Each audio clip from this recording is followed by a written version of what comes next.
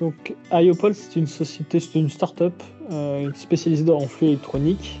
Et plus particulièrement, on existe autour de la facture électronique en tant que tech provider. Donc, on est là pour gérer les flux de nos clients. Nos clients sont des logiciels de facturation.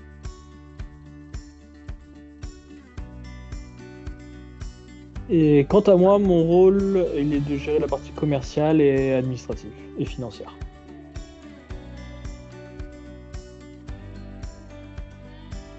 Pour nous, être certifié ISO 27001, c'était un prérequis. En fait, en France, on vise à être une plateforme de dématérialisation partenaire, autrement dit une PDP, dans le cadre de la réforme de la facturation électronique en France.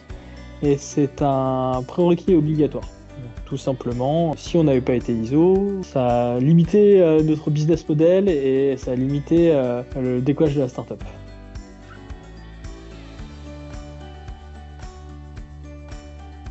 Je pense qu'un peu comme tout le monde, on ne connaît pas les certifications ISO ou autres, on se dit de toute façon la partie documentaire va être monstrueuse et la partie processus va être complexe.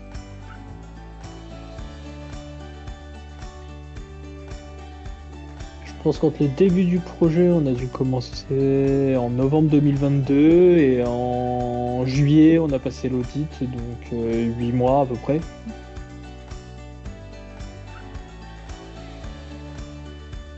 Objectivement, on est 4 associés et aucun de nous n'avait fait des certifs ISO ou autres par le passé. Alors, oui, on s'y connaît en informatique, mais on s'y connaît pas en sécurité des systèmes d'information ni en ISO. Et donc, se faire accompagner, je pense que c'est un prérequis pour n'importe qui peut se lancer. C'est bête à dire, mais vous avez 100 et quelques points de sécurité à respecter. Si vous n'avez pas un petit peu de quelqu'un pour vous expliquer par quel bout commencer, ce qu'il faut faire, à quel moment il faut le faire, de quel ordre, quelles sont les prochaines étapes, vous en sortirez pas en 8 ou 9 mois. Alors c'est possible, tout est toujours possible, mais en beaucoup plus longtemps à mon avis.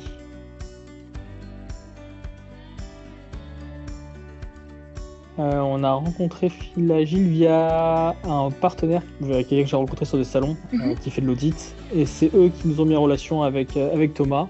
Et effectivement, j'ai bien accroché sur ces présentations et il y avait aussi la possibilité de faire tout en visio, parce que nous on est à Montpellier, les consultants sont plutôt à Paris. Puis Agile, ça reste une petite structure et du coup l'avantage c'est que vous êtes agile et du coup c'est plus rapide, qu'on a des besoins, qu'on a des questions.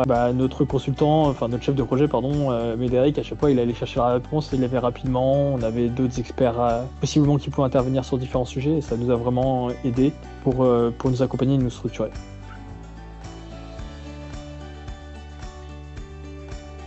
Voilà, très bien. Depuis le début, on part un peu d'une page blanche. Et donc là, je pense qu'il y a plusieurs points qui sont indispensables dans votre accompagnement. La première, c'est l'explication sur l'ISO 27001 et sur toutes les mesures qu'il faut respecter et comment il faut faire étape par étape pour arriver au bout du processus. Ensuite, il y a le chef de projet qui nous a accompagnés du début à la fin, Médéric. Un autre point qui était très utile, je pense, que de l'accompagnement, c'est la partie où on fait l'audit blanc. Ça met vraiment en situation, c'est une autre personne de chez vous qui s'en occupait. Donc c'est sur d'autres points qu'on a été challengé. Donc ça, c'était top. Et donc, entièrement satisfait du retour d'expérience.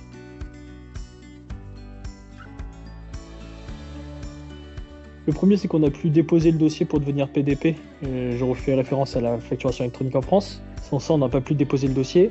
Et donc ça nous a donné un coup de publicité énorme, avec beaucoup de contacts. Et donc ça, c'est le premier point. Et sur le deuxième, je dirais que tout de suite, quand on parle à des gens expérimentés, des plus grosses sociétés, ça les rassure.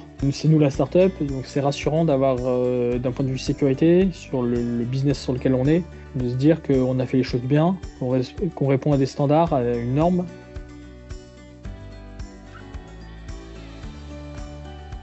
Alors je dirais qu'il ne faut pas avoir peur. C'est vrai que ça peut paraître costaud de passer une certification, mais même en étant une petite société, ça se fait très bien. Il faut budgétiser correctement le projet et ça va vous faire gagner beaucoup de temps par la suite.